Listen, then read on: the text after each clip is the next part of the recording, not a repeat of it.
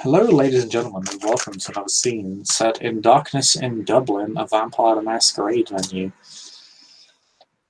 Tonight, we set our scene once again in a familiar-looking hotel. A more recent structure, maybe only 2 or 3 decades old within the great domain of Dublin. A place of modern luxuries and new money, where all of great affluence can come to rest their weary heads and celebrate until the dawn. Francis has once again exerted his not insignificant amounts of influence among affluent circles of the famous, the prestigious, and the wealthy to ensure that he has a room to himself for tonight. And this time the process is frankly trivial for him, such as his prestige within, such as the power of his prestige and network within such circles at this stage. And he has invited Katja for a talk, as she has expressed a desire to meet with him again. And they have a lot to go through, as there is much to discuss, both in regards to the city survival, the domain survival, and in regards to their individual political survival. And so Francis waits patiently within the room. He's informed one of the receptionists to call him when Katja arrives so he can greet her. He has had the room personally set up for their meeting. Cleaned and furnished.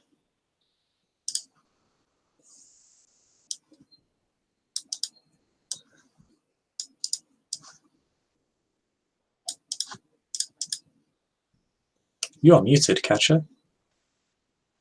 Yes, I was.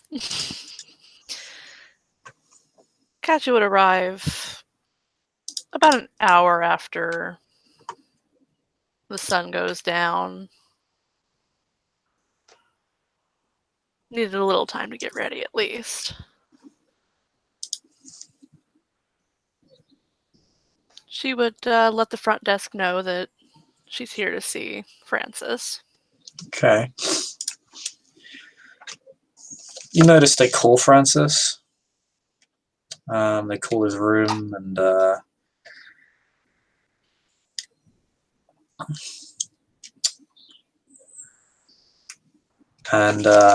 receptionist will notify you that Francis is on his way down. Okay. She would move to sit down and wait on him. Doesn't take very long. He's probably faster than the lift, considering that, yes, there are many stairs, but he also has many celerity dots, and he doesn't even need to spend it to move that quickly. So he's just very fast. He will use the lift. He'll be down, and he just takes the lift down. Probably takes him less than a minute. So he probably about a 30-second wait. You're probably offered a drink. You're probably given a much more hospitable welcome than you were before. Not that the last welcome was inhospitable, but this time, I feel like because of Francis's influence, you'd probably be tended to a lot more carefully, and a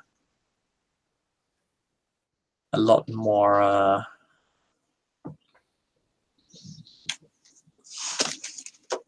affectionately.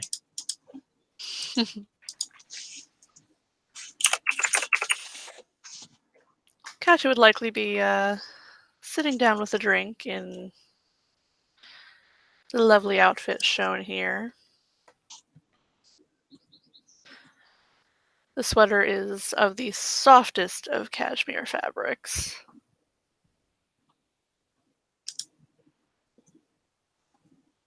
As we all know, she spares absolutely no expense on her clothing.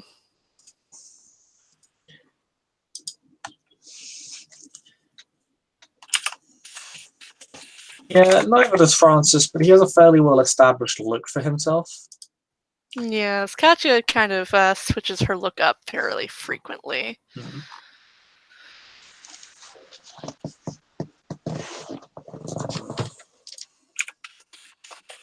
Doesn't like to wear the same outfit more than once, with the exception of her suit that she wears for meetings with the council.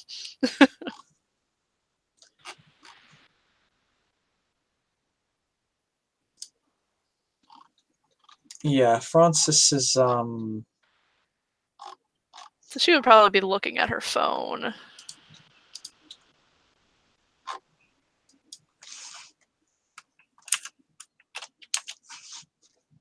When Francis arrives. Yeah, Francis arrives in his stereotypical attire, but he appears to have bought it looks a bit more how to say, kind of has that new look to it. He's probably bought a new set. Ah.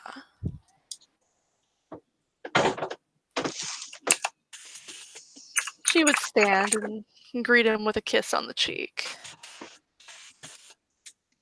having to stand on her tiptoes to do so. Yeah, he'll lean in and we'll just kiss you on the cheek as well.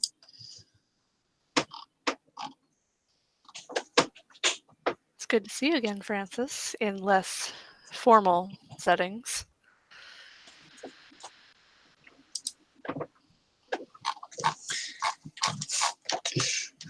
It's a pleasure to see you again, Katja.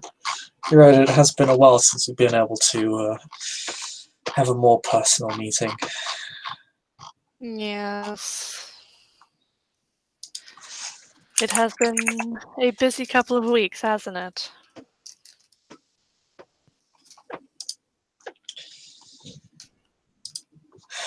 This entire city has kept me busy for quite some time. Oh, my poor darling. I don't see it changing anytime soon.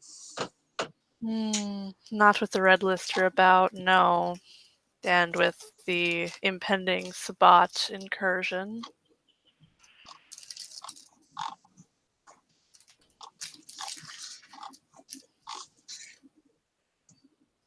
Well, hopefully we nip that in the bud, but why don't we talk upstairs? Yes. Less eyes there.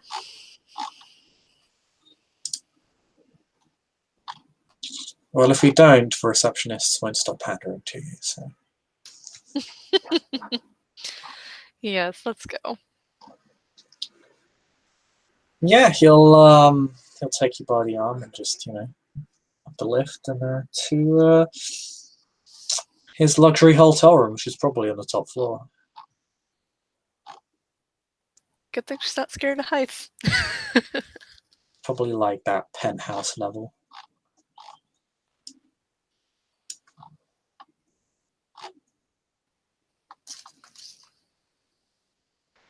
So much to talk about given how much has happened.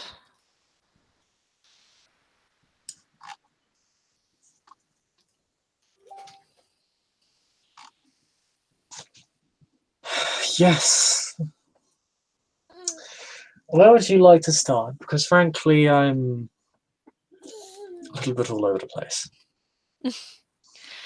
Being a little all over the place given the situation is completely understandable.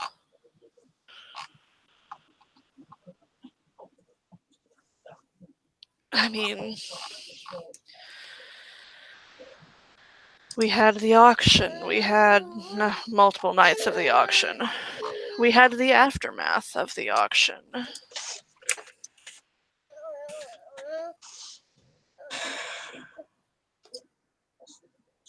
In multiple different ways. How did you find the auction? I admittedly wasn't a fan of the bidding system, but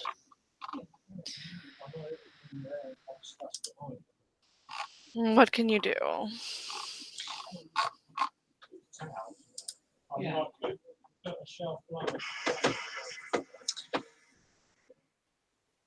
I agree. I do not like bidding part of myself away for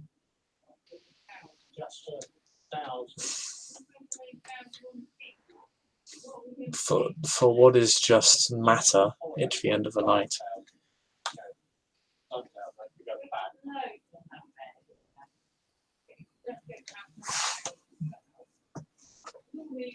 Yes, no matter how esoteric, it is simply still possessions.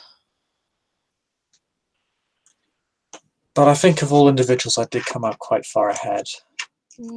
Yes, you did.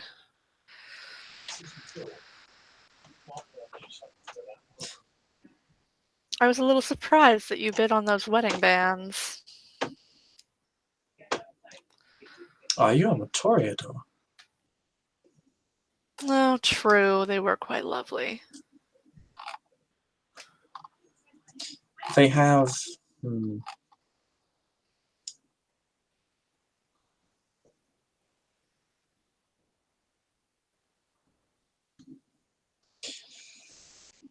They allow the wearers to switch bodies. Oh, that certainly sounds intriguing but worrying at the same time.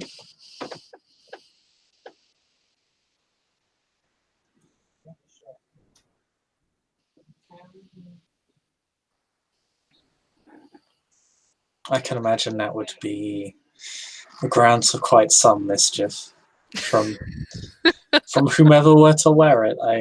I can think of a few scenarios where that would be, at worst, at least highly entertaining. It could be very entertaining. I have to wonder what happens if one switches bodies and then one of the wearers takes off a ring. Oh my. Would there be two of you? No, just the one, admittedly in a much less magnificent form, but still present and accounted for.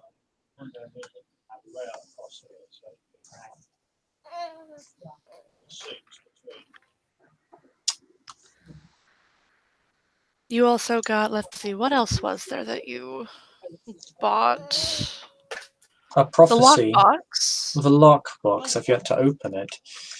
No, I took an interest in that because when I examined it, because when there was the initial item inspection, there was no touch rule. Oh, that's right. There wasn't, was there? He gives a bit of a sly smile. With the exception of the painting. Oh, I did the same to the painting.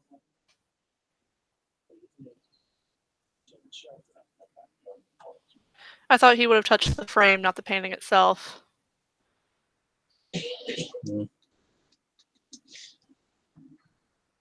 Maybe results the same. Yeah, because there would have been a no touch on the portrait itself because there were people who were not undead there, and the oils in their skin could have absolutely destroyed the painting. That's true.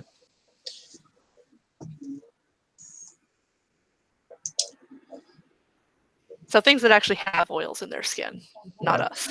Francis looks a bit wry when the painting is mentioned. Oh, I'm terribly sorry. I shouldn't have brought that up. That's quite all right. Of all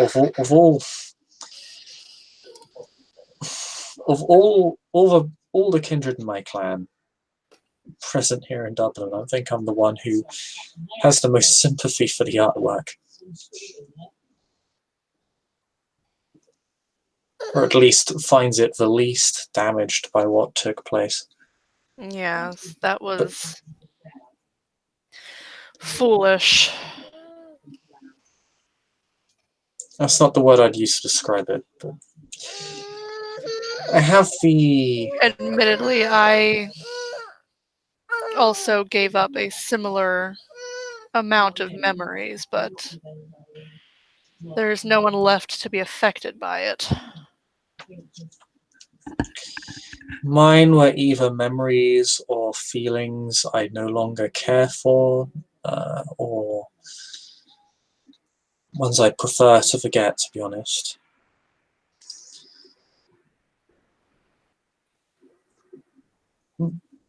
Understandable. I was quite particular about what I gave up. Nothing that could change me. Nothing that mattered to me anymore. Or things that needed to be removed, or I would have preferred to have removed. I Things that did the should not have same. happened. But the lockbox had a very interesting resonance to it when I touched it.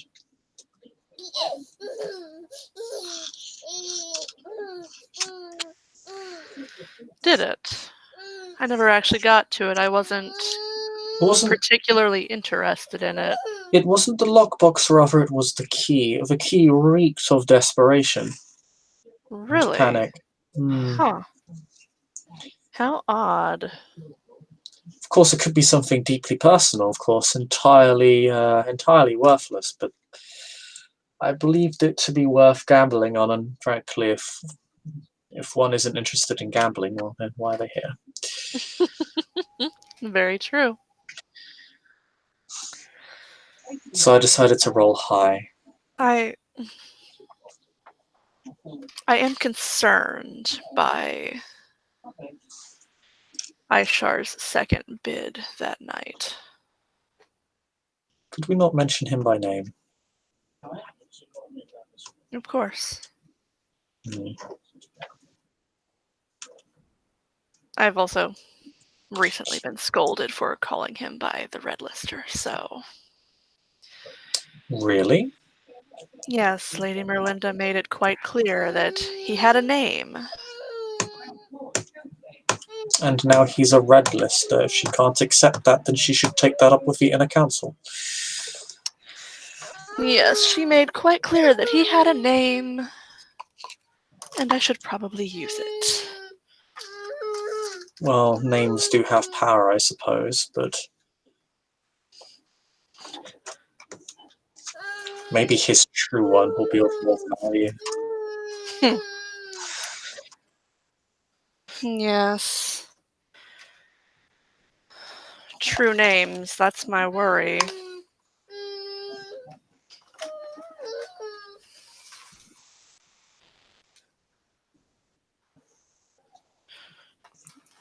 Given that he knew Marcus, there is a feasible possibility that he was not bluffing when bidding my true name.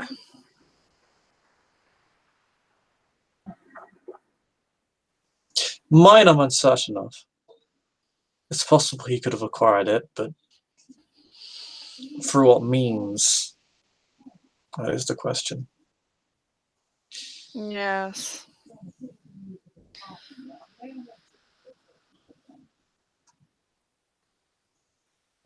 It's worrying, to say the least.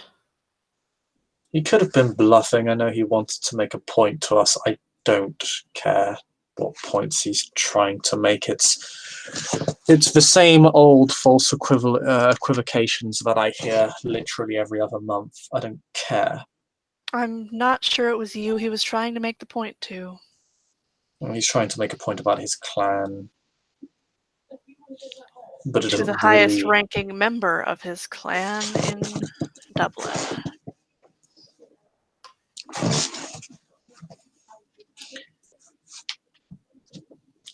He makes... I was already well aware of the monstrous things our clan was involved in. I didn't need the point to be made further.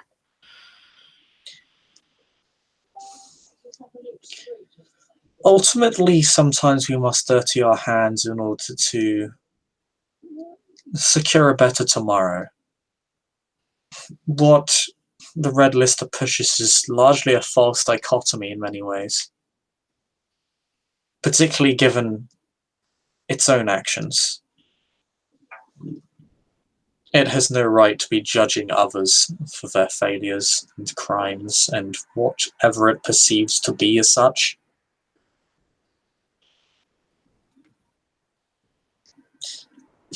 Of course, the irony is it's forcing these moral complications upon us. If it simply did not do what it did, these moral complications wouldn't exist. It's going out of its way to provoke them.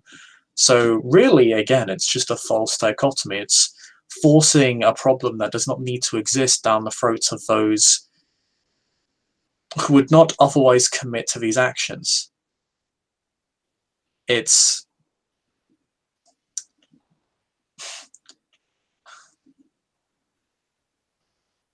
Yes. logically and ethically, it's completely bankrupt.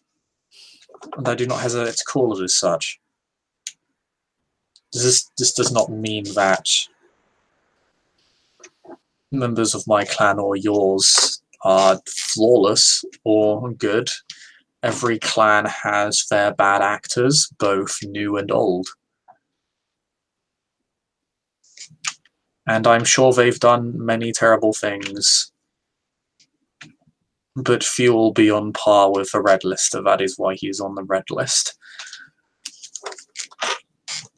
And even those that do at least know how to obey the rules and listen to the law.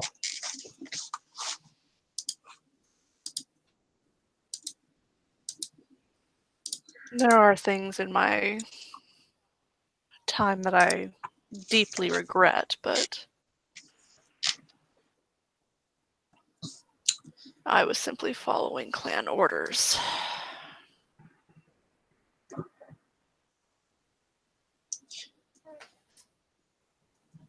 Things that I have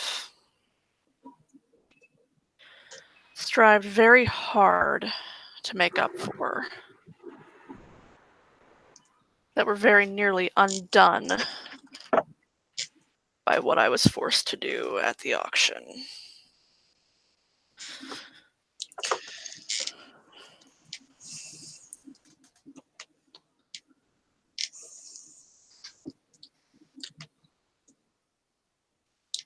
Ultimately, in that context, you had little choice. We needed the vial. It's possible we could defeat the Red List without the vial. But personally, I don't want to do with it. I don't want to risk it falling into the hands of Red List. This isn't really an option we have. And this is a figure what who's... would he have done with it? The figure who possesses it is far too dangerous to be allowed to run away with a true answer to any one question they might need answering. Of course, that doesn't exonerate us. No, not at all.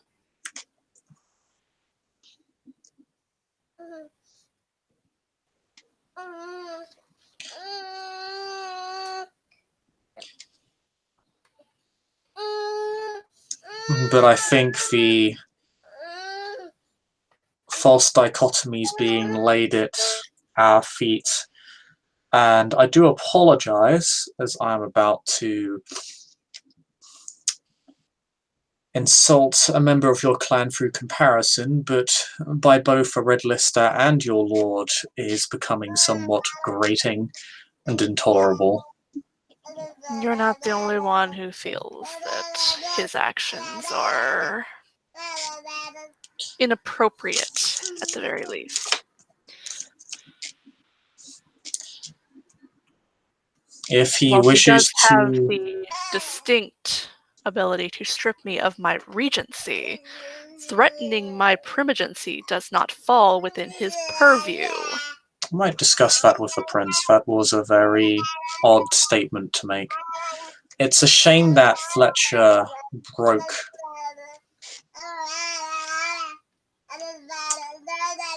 I do not believe he would have actually killed Monique. I mean, he was obviously trying to guilt trip her. I mean, he openly admitted to emotionally blackmailing us, but Yes, he did. at least he's honest in that regard. But something he noted when he got a bit heated struck out to me, and I wanted to see if I could drag it out of him. It was a shame, really. That Fletcher, I believe, I believe he believed he was acting in my interests, but ended up actually subverting them. Yes. And effectively, well, screwed us all out of a boon. But that is, you may wish to be careful, because if one of us gets the trophy boon for the red list, that may actually be an action the clan ends up regretting. It may.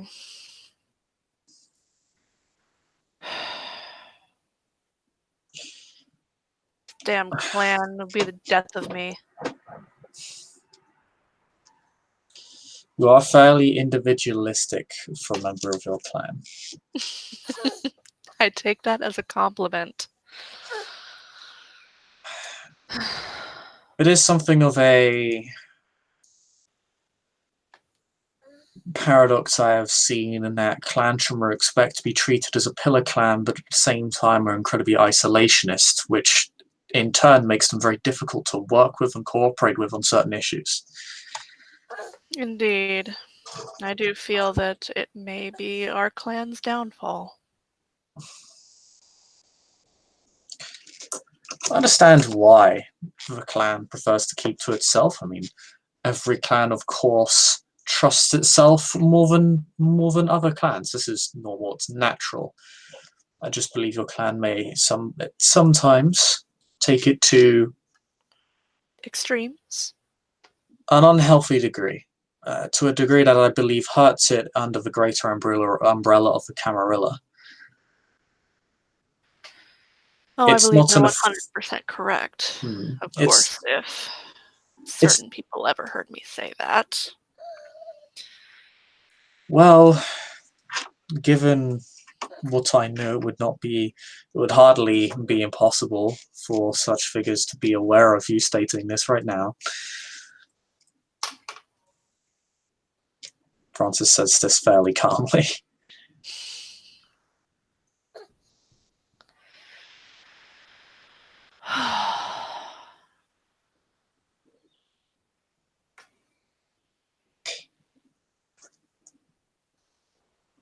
But yes, the wedding bands, the lockbox.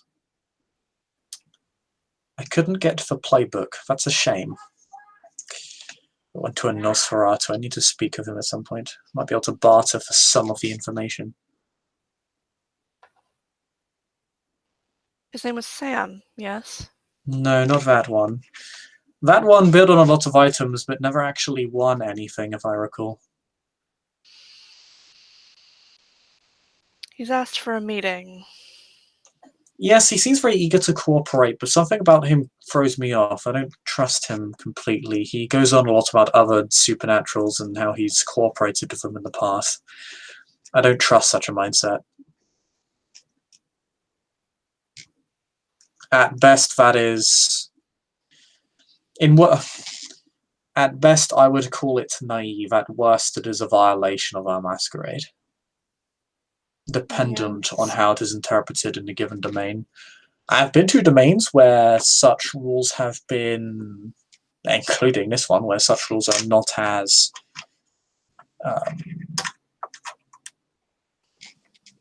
are not interpreted as such.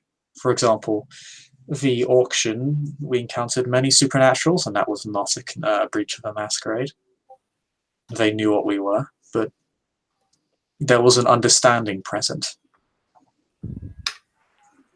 Of course,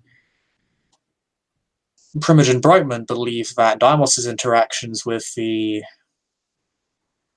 some of the lupines and antagonizing them, drawing their attention to us, to be a very direct violation of the masquerade. And given the context, I do agree.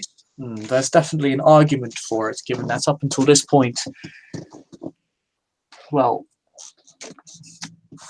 They knew of us, but they didn't know as much as they do now, and they weren't inclined to war with us, which is the entire point of the masquerade. Yes, now we stand on the brink of war with the lupines. We shall see Which what they is make of it. just what we needed.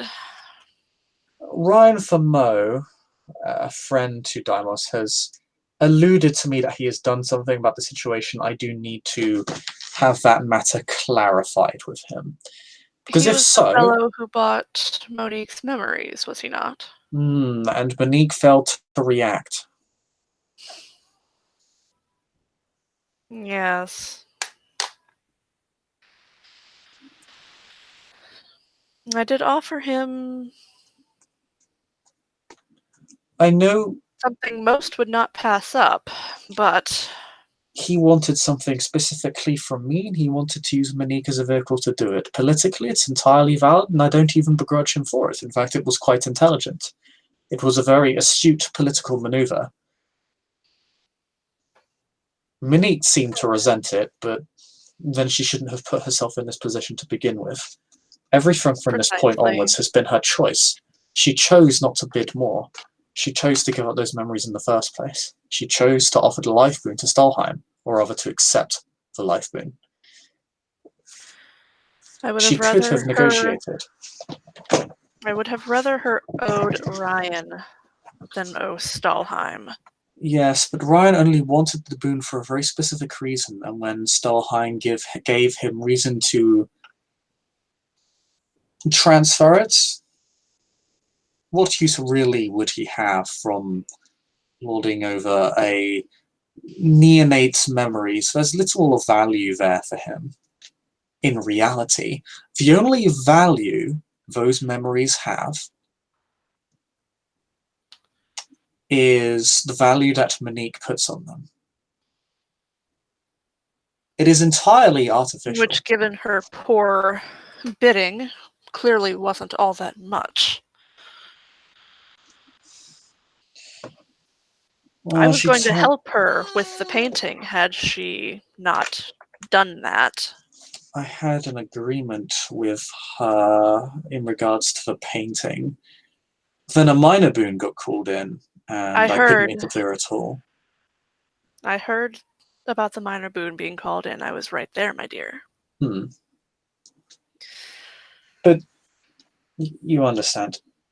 Of course, it then found its way into my possession regardless. Yes. And it was donated, if I heard correctly. It deserves better than the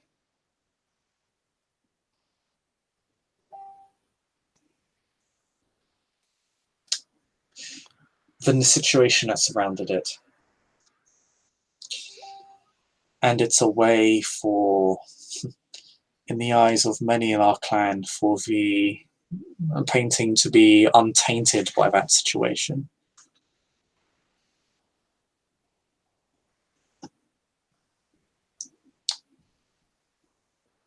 It is honestly in the best interest of everybody. It's why I did it, to be honest. There is no point in holding it. It would not...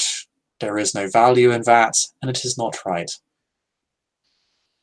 Yeah, and I saw a situation where one could perform both the ethical and pragmatic action, and well, really, why turn down what is a win-win for everybody? Yes, indeed. Now the world may see the painting that Van Gogh made moments before his death, and may... If we are to believe the auctioneer, it was him who drove him to such. I believe he embellishes somewhat, but it would not surprise me. I have to believe that he embellishes with as wild as his stories seem. I believe he had a role in Van Gogh's death. I do not believe he led him down that path from day one, as it were. Rather, my interpretation of his version of events is merely that Van Gogh was on the verge of suicide already, and the auctioneer simply gave him that final push. Yes. But it's neither here nor there.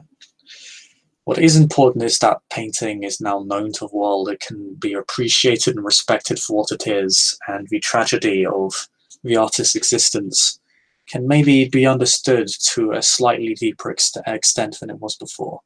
And that, I think, is perhaps the best ending that this painting could have gotten. And something good for the artist. Indeed.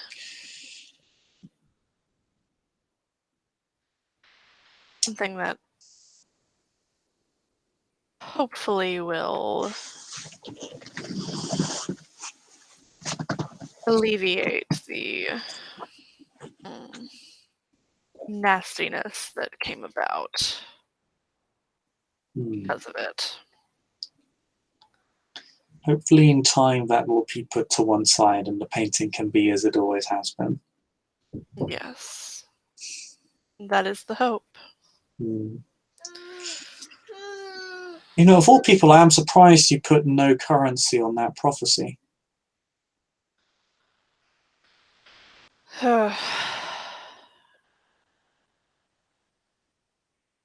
Maybe I'm stereotyping Alice slightly. You should have. I got it for basically nothing. Very true. It was the bargain bucket deal of the auction, and frankly, I feel somewhat. I feel a great deal of sympathy towards the Obsidian Lantern, as I believe his this prophecy has been greatly undervalued. It does seem so. Of course, had you kept bidding me up, I probably would have been quite upset with you. Well, I am very appreciative that you did not bid at all. Francis just takes a glass of wine and sips on it. Of course, there are other winnings that were not contingent upon me purchasing. No. Well, there was the painting, of course, which I did not bid on and acquired anyway. But there is also the joint effort between myself and Ambrose. I wanted to slap him so badly for giving up what he gave up. Yes, that.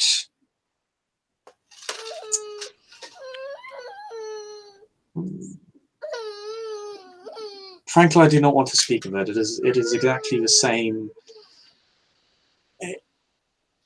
I very nearly slapped him the next night, but given the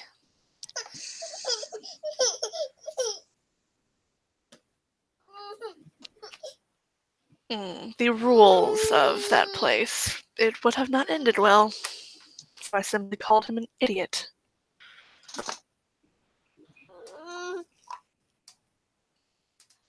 I respect loyalty. I cannot respect what he gave up to simply show it.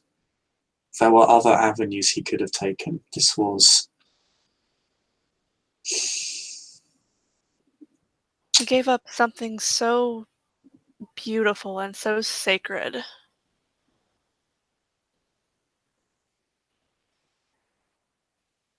I don't know how I can accept him now as anything other than a chess piece.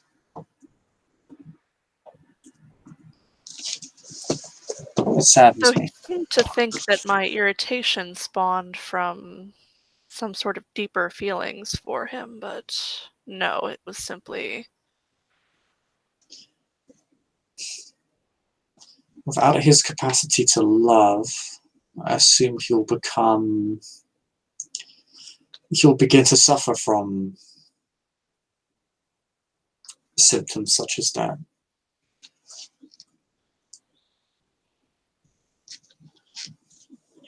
He has effectively eroded his own sense of empathy. Yes. And it's unfortunate. So rather than seeking to understand the feelings of others, he will simply seek to manipulate them. Not that we all don't, but it has only accelerated that process, that degeneration.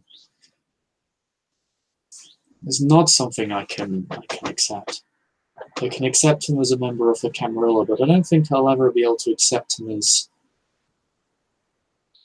anything other than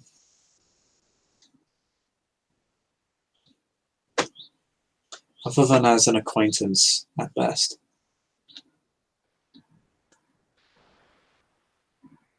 Yes, I suppose you're right about that. So much was...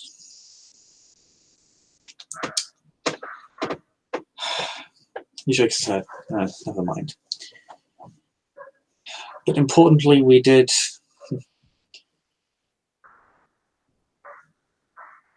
secure it from those who'd seek to exploit it. And it has been destroyed. I was actually not there that night, if you recall, so I was quite surprised when I heard it was burned right there in the building.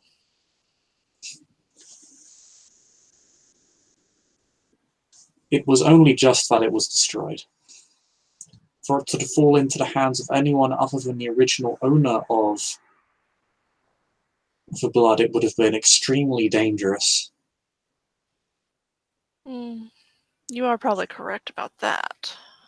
That's why Spudgun was betting on it. I believe he wanted to gift it to the Sabbat. Oh,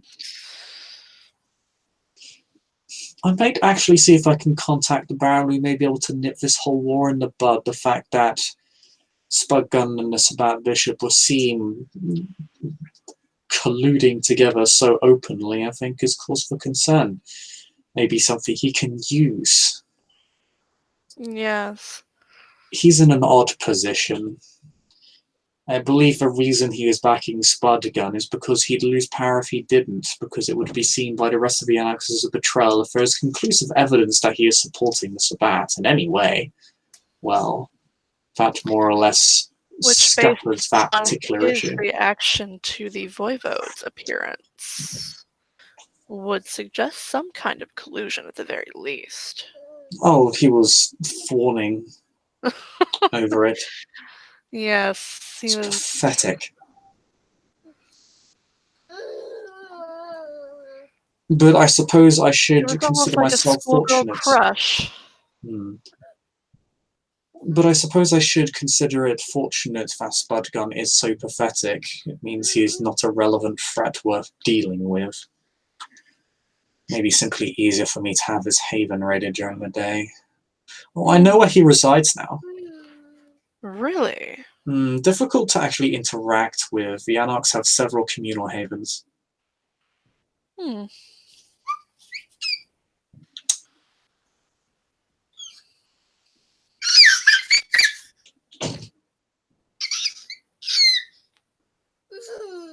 Heavens, I hope this hotel doesn't have a pest problem.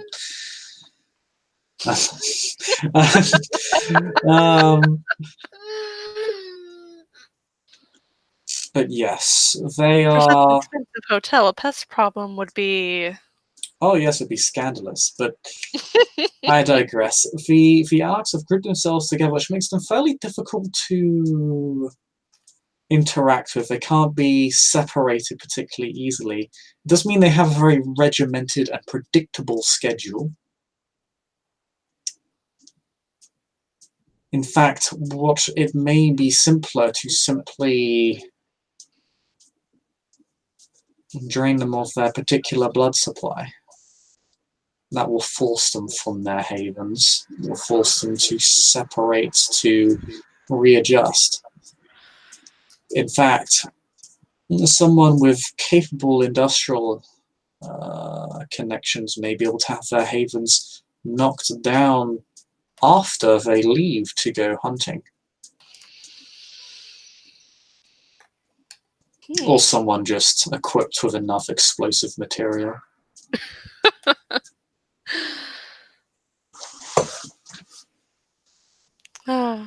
Yes. So much to deal with in this city. But the Anarchs have made no significant plays other than defending what was initially granted to them by the princedom. So their defensive posture helps us in many ways. Right now we should simply focus on dealing with the Sabbat. Once we've dealt with the Sabbat, we can turn our attention to the Anarchs, then we can pull our full attention to the Red Lister. Yes. And of then course. there will... Of course, the Red Lister's... We are in a race against time in regards to him, so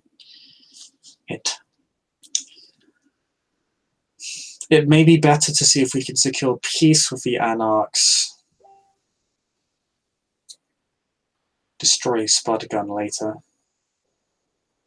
Yes, he's already had a bloodhound called on him. I doubt there's any need for a rush with him.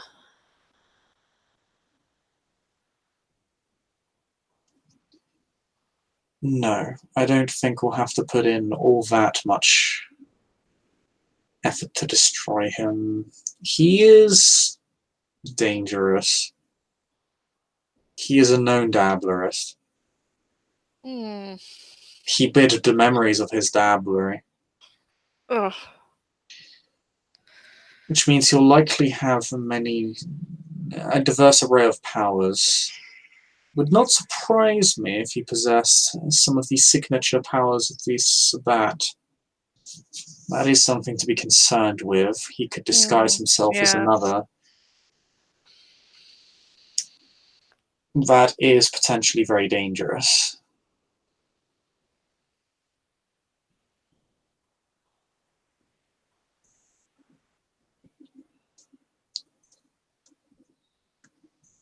There was something I wanted to discuss with you. Outside of all of this.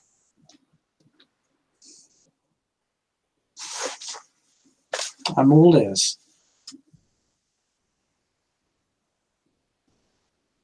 I will say it's not something that I generally openly discuss with, well, anyone.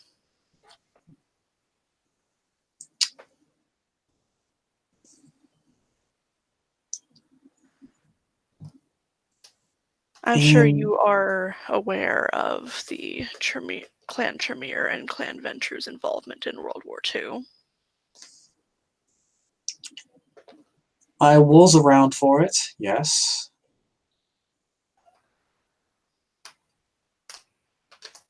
Well, the Venture's role...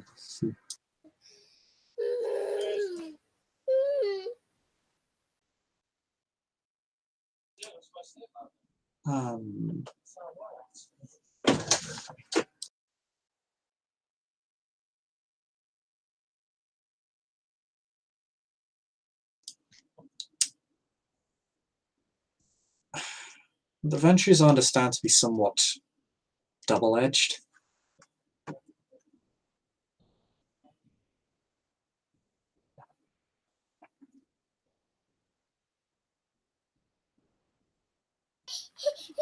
Yes, Some ways I understand to be somewhat fringe. So I know the Nazis did have various occult superstitions, but... Yes, and our clan, in order to get on Clan Venture's good side, were heavily involved with the Nazi Party.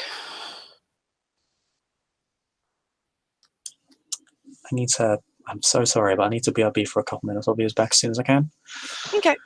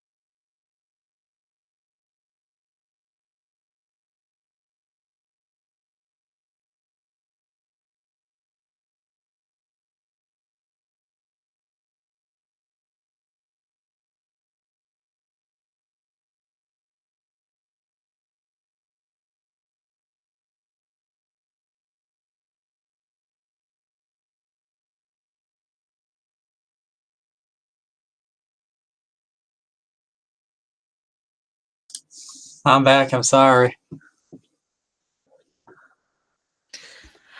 It's all good.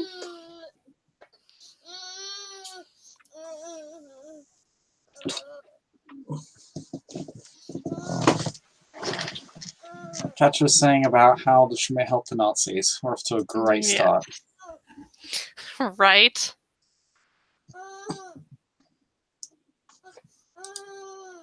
Obviously, I would hope you can identify my accent.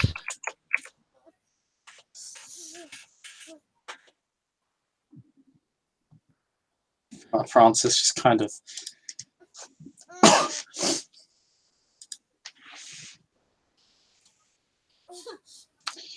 He just looks at you and says...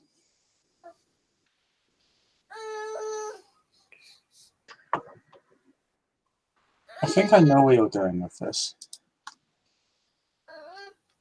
I did say earlier there are some things that I have done on orders from my clan that I deeply regret. My involvement with them during World War II being one of them.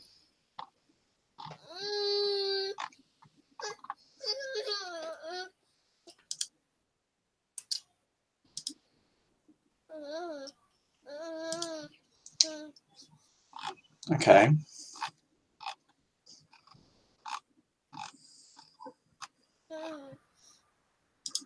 I believe that is what Sam wishes to have a meeting about.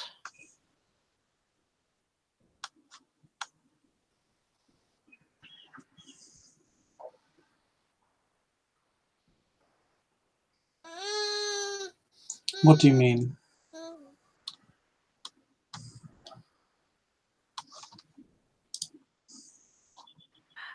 I believe he recognized me.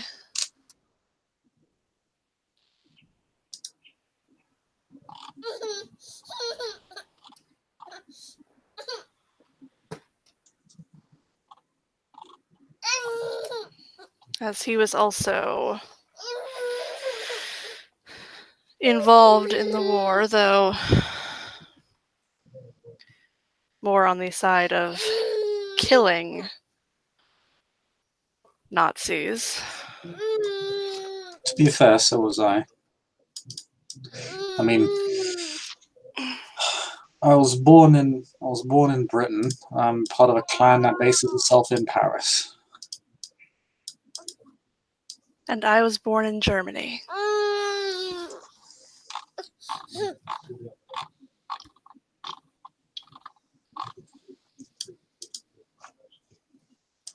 With a clan whose home is Austria.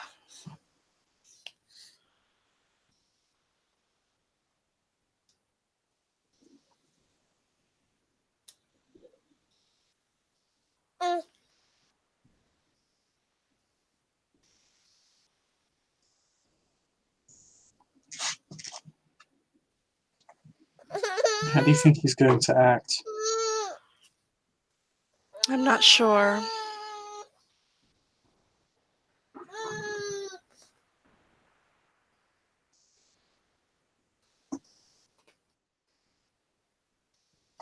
But I've spent decades trying to make up for the things that I did.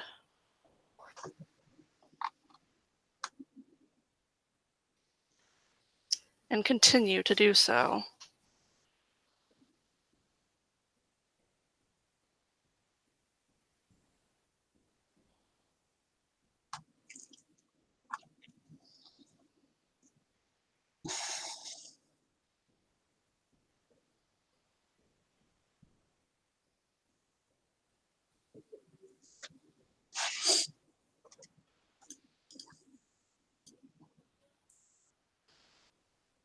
What do you do now?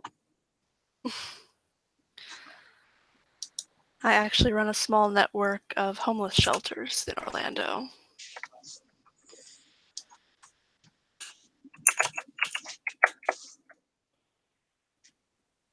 As well as donating a significant sum to a synagogue that had been burned to the ground in order to help rebuild.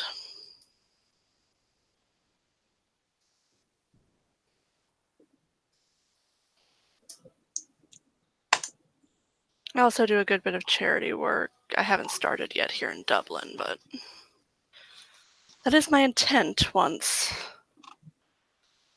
I've paid off my debt for purchasing the chantry.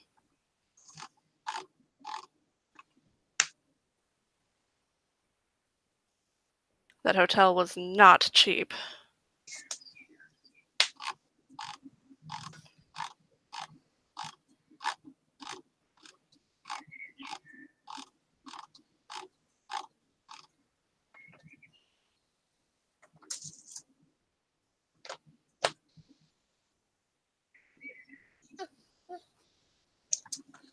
But once that's done, I intend to open up a women's and children's shelter within my domain.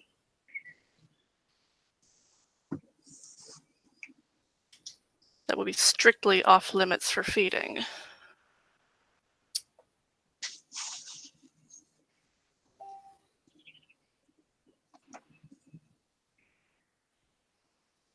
That's the last thing people need when they're running from an abusive situation.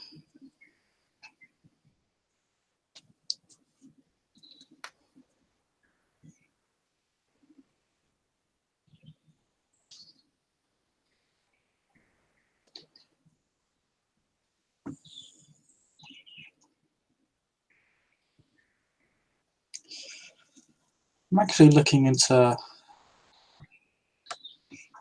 charity work and philanthropy myself. Oh, that will be interesting. That's You've why. made your first philanthropic donation with that painting.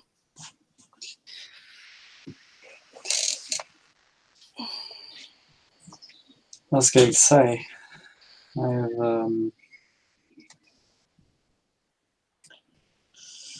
I was looking to find a way to get in the door, and well, turns out I was ordered to retrieve the opportunity by my prince. So Yes, and you made quite the splash.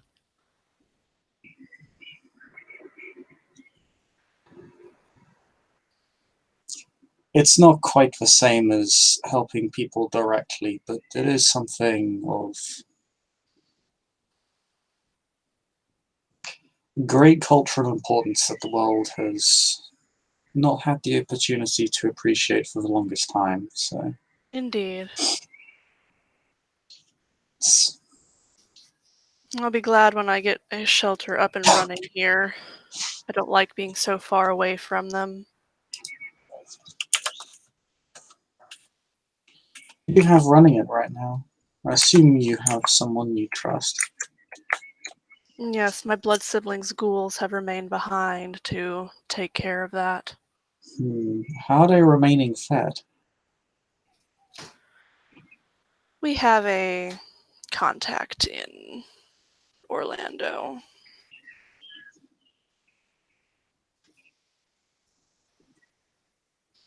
And they go back on the weekends.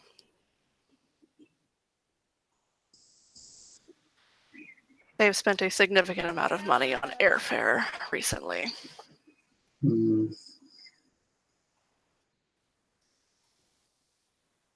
They try to make at least one trip on the weekend.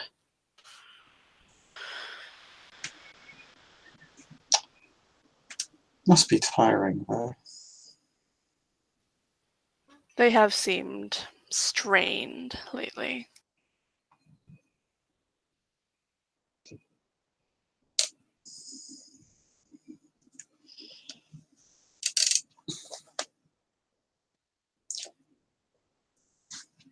Might be worth seeing if there's a member of your clan in in Orlando who would have an interest.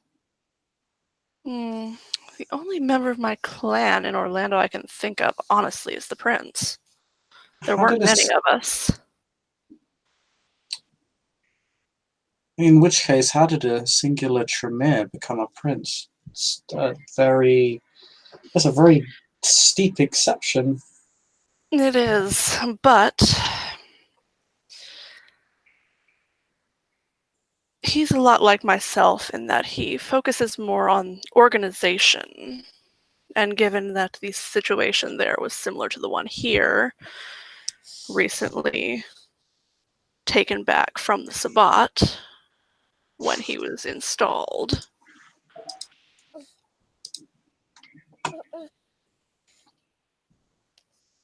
He was what they needed, much like I'm what they needed here initially. Most of the times, the Regent is much more adept at blood sorcery than I am.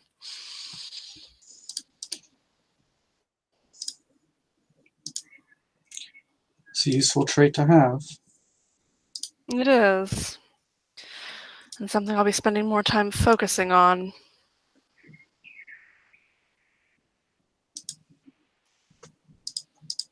Given Stalheim's recent actions and threats.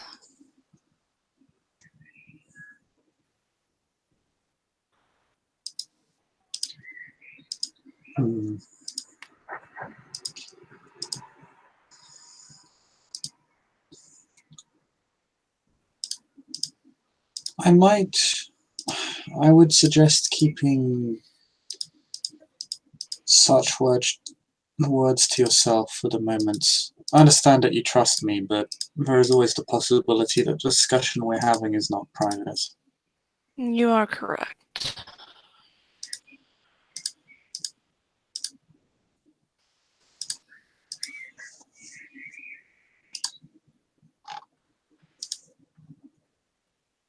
And of course, if that's the case, suppose I shouldn't have told you something so personal earlier.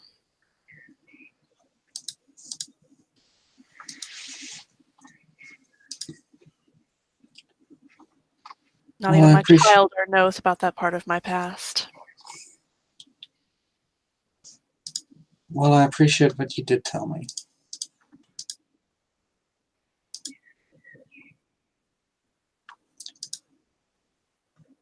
I figured if we're going to trust each other, I shouldn't keep such a large secret, at the very least.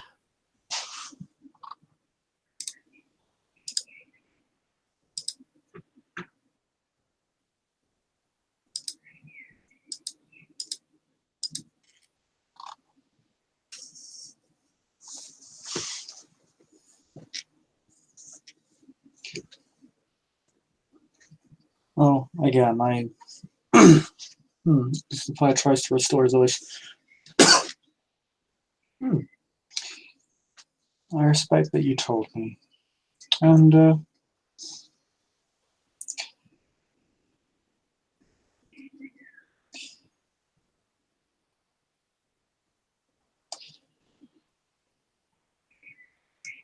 when you do find time to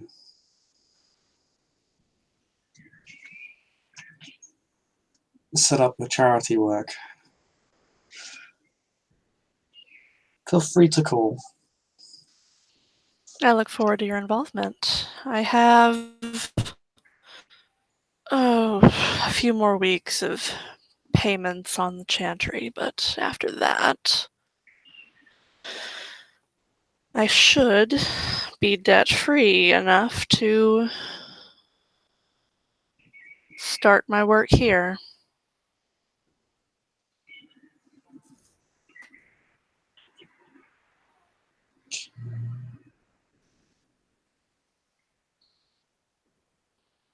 I look forward to it. I've actually missed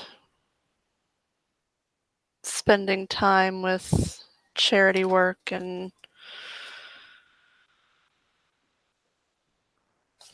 well, the parties and things are fun.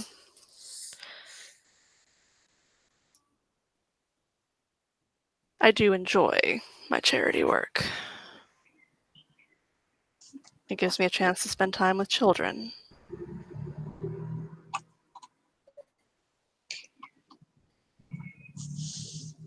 Okay, not to be rude, but the way in which you said that did come across as ever so slightly unsettling.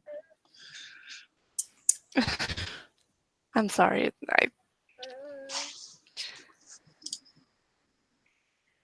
I would never harm a child. I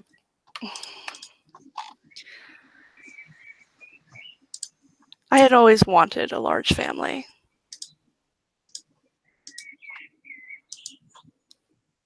And Marcus took that from me.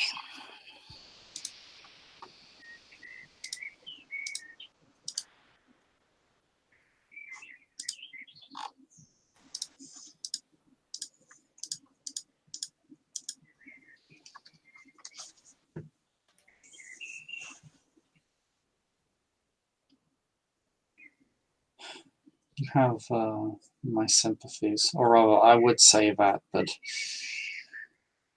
I've always figured such statements always come across as rather empty.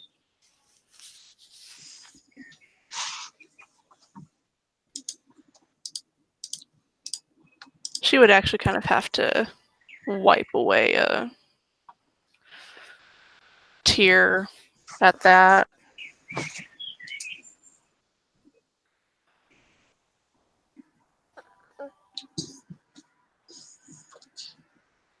Another reason I don't regret what I gave up.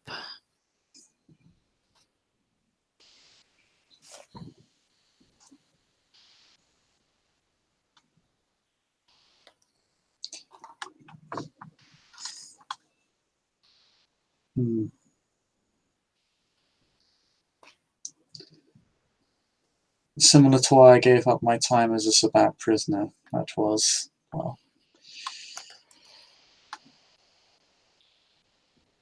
I couldn't really tell you how it was now, but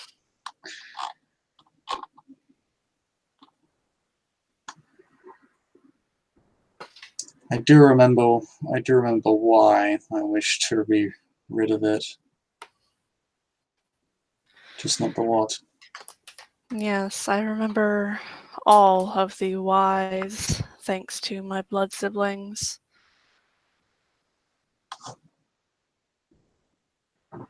They told me about everything after his death.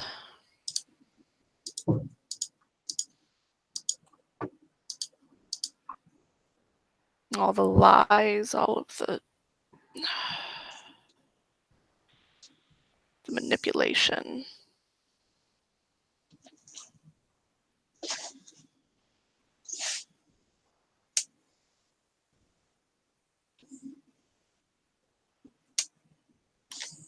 You know, And to think I once upon a time loved him.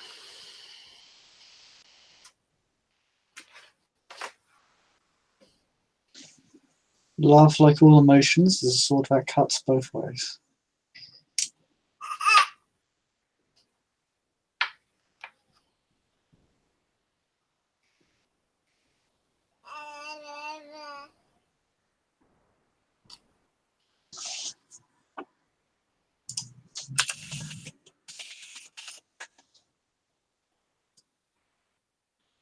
I really had a chance to consider much of my mortal future. I was always, well, it was one war after the other, really. That's unfortunate. Hmm. Mine was nothing but contemplation. Even after the Being raised amongst nobility. Yes, I come from a distinctly middle-class background. Was the son of a clerk. Wasn't well, wasn't exactly the most exciting life, or rather, exciting the exciting childhood I wished for, but it was one that at least had its fair share of happy days. Yes, I married Marcus very young.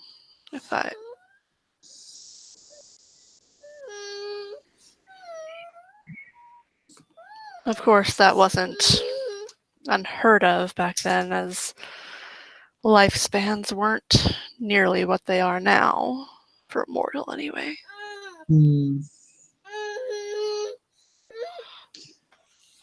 Good for us that they are so much longer, though. Indeed. Yes.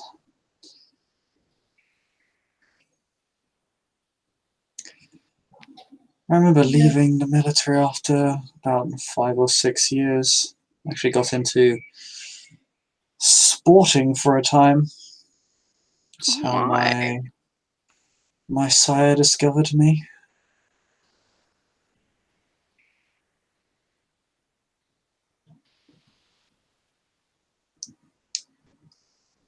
I had very little interest in going towards the life that my father desired. No. Not that there was that much resentment there, but, well,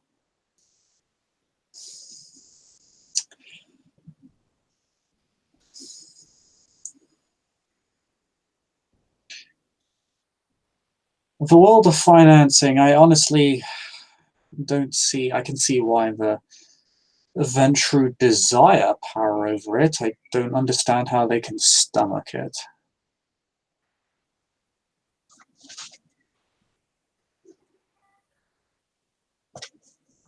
It is as boring as it often is corrupt.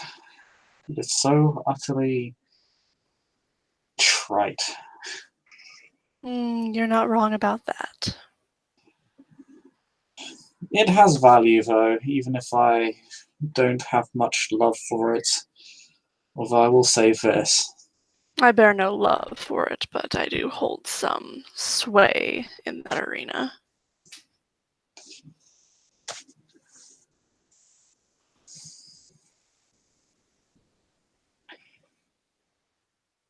I don't believe it's anything to do with financing in particular, not the art, as it were, of accounting and financial management and stockbroking and making money through spending money. I can respect, I can even see why people would enjoy all of these things. I just believe it is the toxic atmosphere that surrounds the profession that just drives me mad.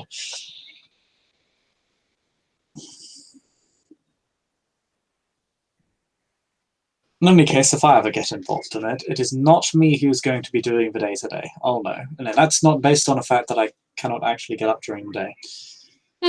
Well, there is that little matter. If necessary, I'll have a small army of ghouls, because I could not have less interest if I tried. But, yes.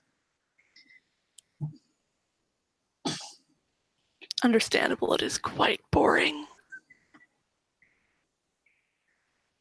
Well, I can see how it's fun after all. In many ways, I can compare it to the auction we had. There is a lot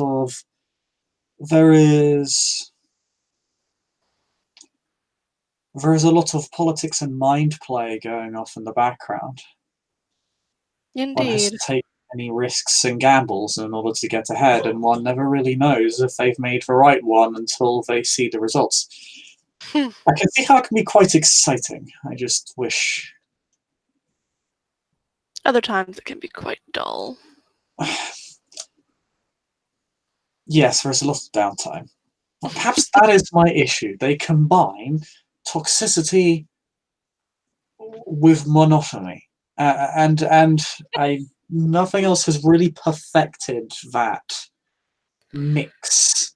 No.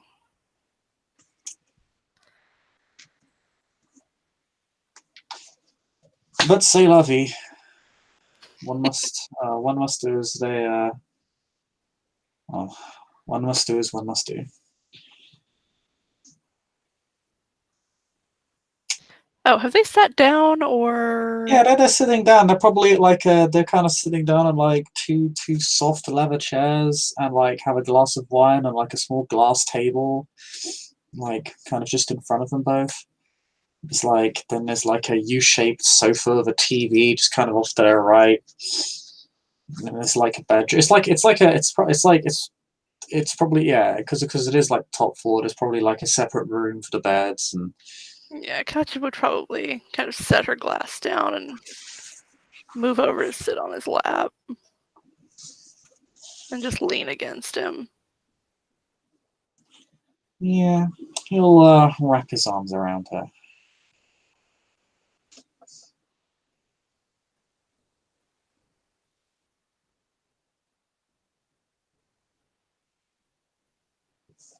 A lot of personal discussion today. Not something I'm much accustomed to.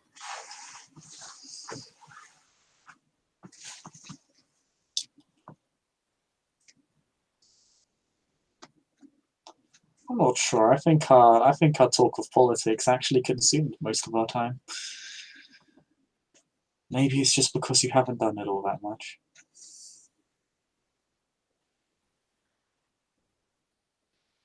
No, you're probably right about that.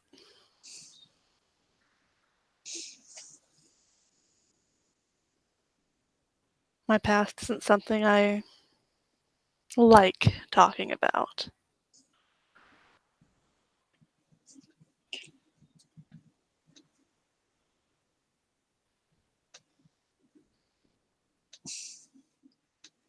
I suppose you could say mine is rather bittersweet in a lot of ways.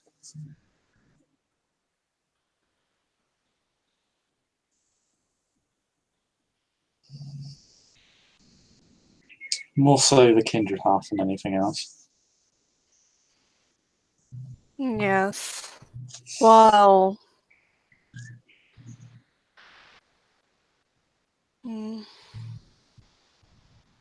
while my mortal life was short,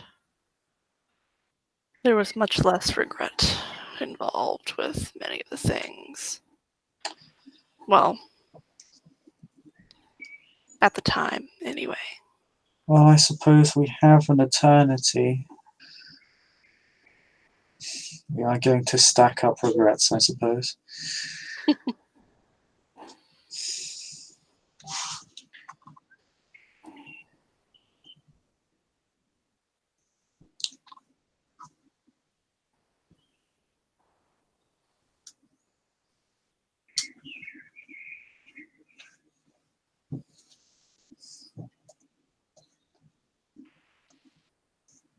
I want to host something a few months from now.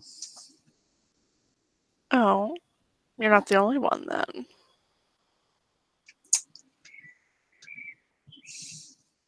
But I need to buy up a bunch of venues first.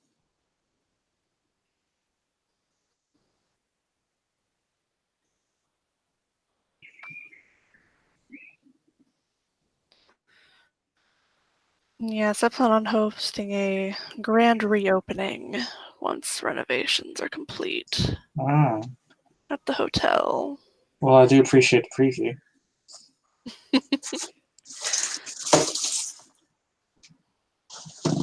I'll certainly see if I can make it. I was thinking something a little bit different though. Oh,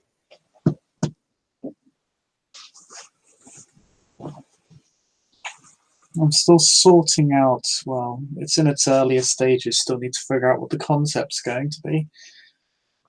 But I want to hold a grand event where the creme de la creme of Dublin's finest are present. oh, that should be fun. Of course, it's a very exclusive event. You can't let in any The old rabble riffraff? now. No, otherwise it wouldn't be Dublin's creme de la creme. It would be Dublin's everyone, and that would be, well, there are venues for that, but this is not one of them. And I would be organising the event and seeing as to who would be invited, and, well, of course, those with relevant connections can invite themselves, but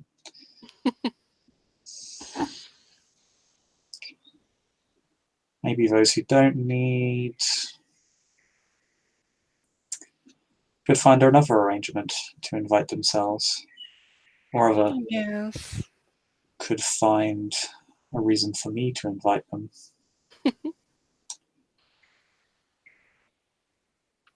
Katja would kind of nuzzle her head up under his chin.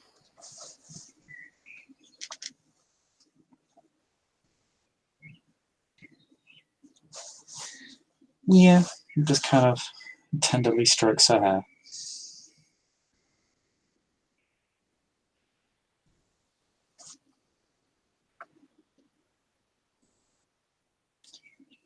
I wanted it to be an opportunity for Camarilla Kindred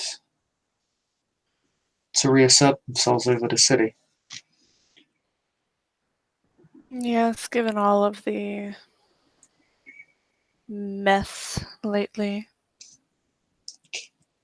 Of course, they'd need to be willing to do me a favor. After all, if they're not, well, I can ensure that they're very much not invited.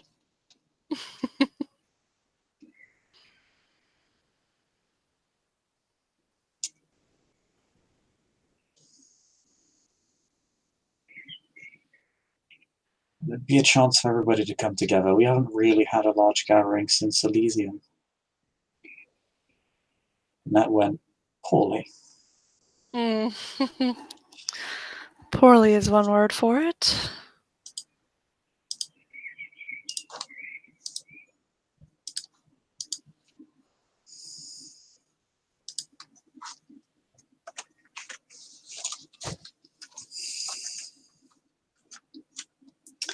Figured out who. I already told you who tipped off Deimos about the lupines. No, I didn't. No, sorry, No, I'm you getting didn't. OC confused. I think I'm getting out of character stuff confused. I figured out who tipped off Deimos, by the way. Did you? Yes. And who has crossed the sheriff? He's brash, insulting of anyone in a court position, and a Markavian. Oh, heavens. Oh, he's also the same man that tried to strike down Ambrose with a sword when he presented himself in front of the prince. Well, that one. I think he was just looking for attention, to be honest. It seemed so desperate. And Ambrose just caught the blade and just told him to fuck off.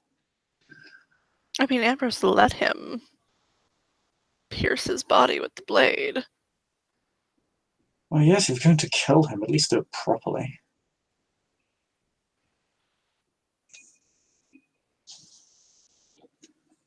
I think Ambrose not reacting was what ensured the prince that he was serious about this. Well, Ambrose did stop the blade the second time, but at that point, I mean, even I had gauged him. I was reading him, so to speak. Reading his aura. I was reading a lot of things about him, to be fair. But I determined that if he had assisted for Camarilla in retaking the domain, as much as I do not trust members outside the Seven Clans, particularly from clans not conventionally from the enemy, he is worth giving an opportunity to. There is an opportunity in Ambrose. Yes. I believe a lot of people only saw the risk. Of course, I don't think this individual cared. I think he just wanted to kill someone to show the prince how badass he was for killing someone who wasn't really interested in defending themselves in any meaningful way until they did and the violence stopped.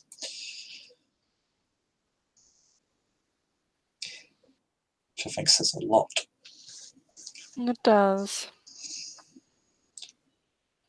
I will say this, the Ghoul wasn't necessarily aware of what Deimos was going to do or how it would have ended up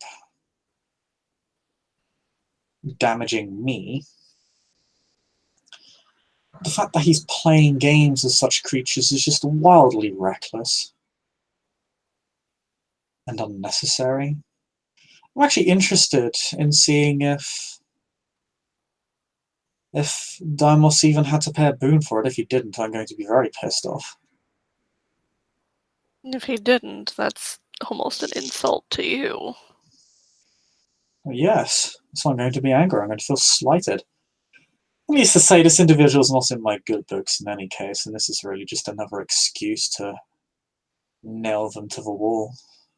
Feels like it's going to happen sooner rather than later. To be honest, I might just nip that in the bud.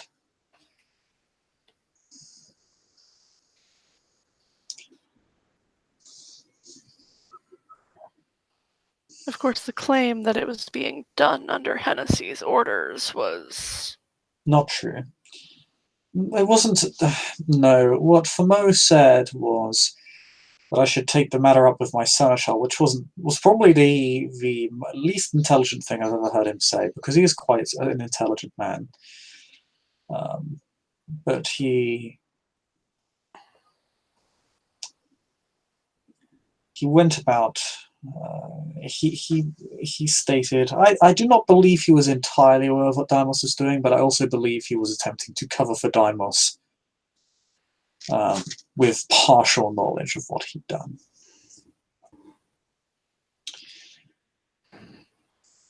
I believe the fact that he's come back to me and said he's resolved part of the issue, I think, tells me that he has become fully aware and has worked to fix it, which again I think is quite intelligent of him, as he is not Camarilla and as such doesn't have our backing.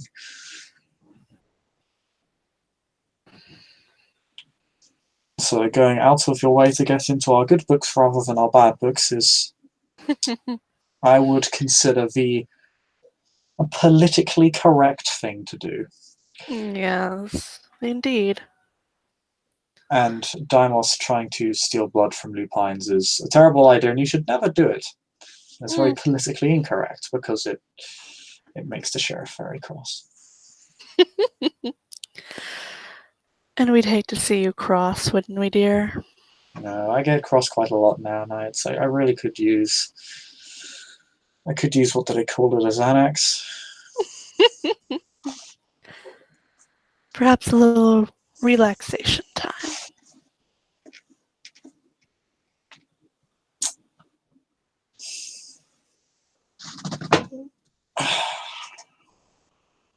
Could definitely use some relaxation time.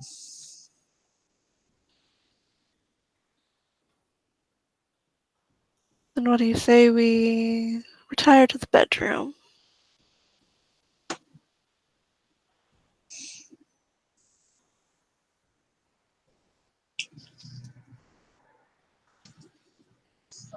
No more talk of politics.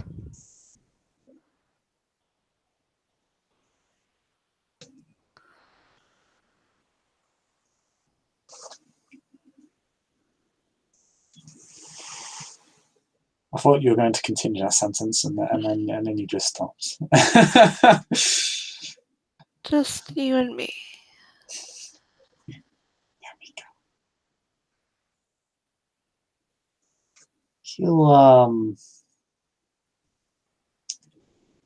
We'll give her a healthy kiss on the lips.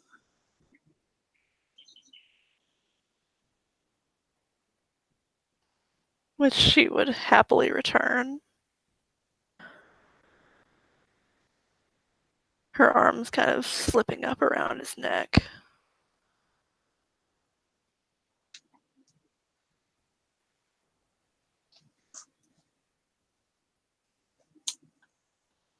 And he'll stand her up and gently pull her by her necklace into the bedroom. And she would follow because that is quite an expensive necklace.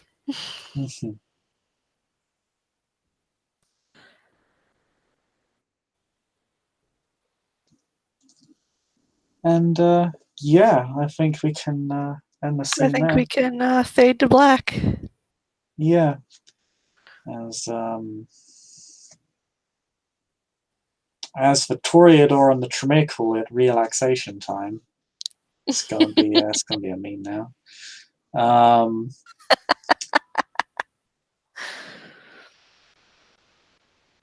As they quote reconvene. I can think of a lot of words for this. I'm just gonna end the scene. Thank you, Claire, for playing. Thank you, watchers, for watching. We'll see you all next time. Bye bye.